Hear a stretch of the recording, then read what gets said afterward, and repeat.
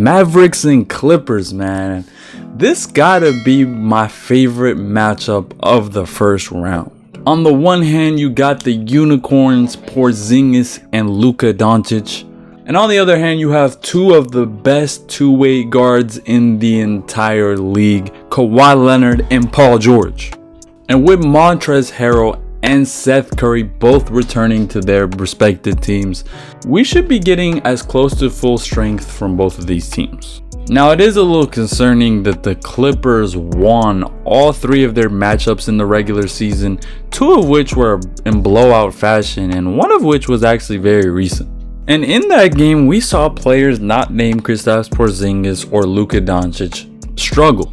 Now, if we take a deeper dive at the Dallas Mavericks team, we'll see that they are the third highest scoring offense in the entire league. And they are second only to the revolutionary Houston Rockets small ball lineup in three-pointers made this season. And with Seth Curry coming back into the mix, who by the way is silently one of the best three-point shooters in the entire league.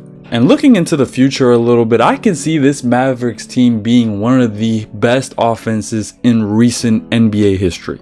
But the biggest thing that slowed them down this season, outside of a very underwhelming defense, they're not one of the more effective teams. They're middle of the row in field goal percentage and a little bit above average when it comes to three-point shooting percentage. So technically, if you had pretty good perimeter defense and you had the offensive firepower to be able to outscore the Mavericks on any given night, you should have a pretty good chance of beating them.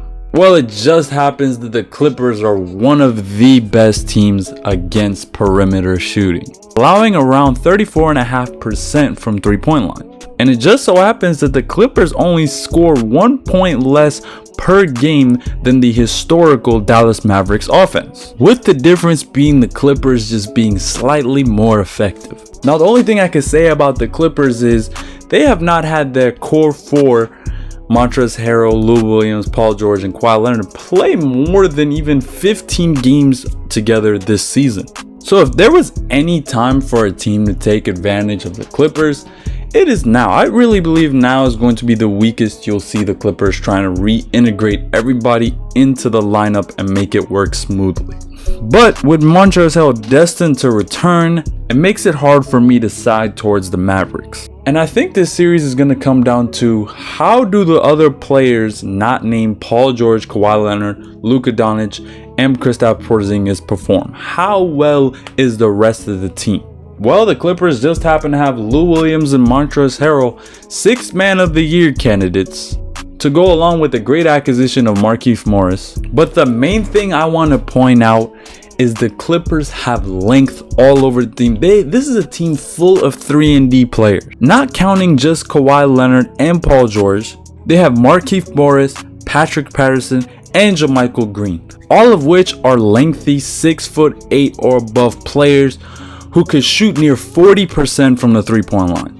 And that just sounds like great perimeter defense and three-point shooting that should be able to keep up with the Dallas Mavericks. The Dallas Mavericks, on the other hand, have lost Norman Powell and Willie Cauley-Stein, and in my opinion, don't have anywhere near the depth or quality in their rotation and bench as the Clippers do. So for all of the reasons I have just mentioned, I am going to pick the Clippers to go ahead and win this series. And since I love me some Luka and Kristaps Porzingis, and the Clippers just aren't at 100% right now, I'm going to say the Mavs win a little bit more than people anticipated. I'm going to say Clippers in 6 games. This should be a really exciting series, full of three-pointers and some really good offense. Looking forward to it. That's going to be it for this video. I'm going to continue pushing out content regarding the NBA playoffs. So please like, share, and subscribe. A like really helps out the YouTube algorithm. Thanks for watching, man. I'm out.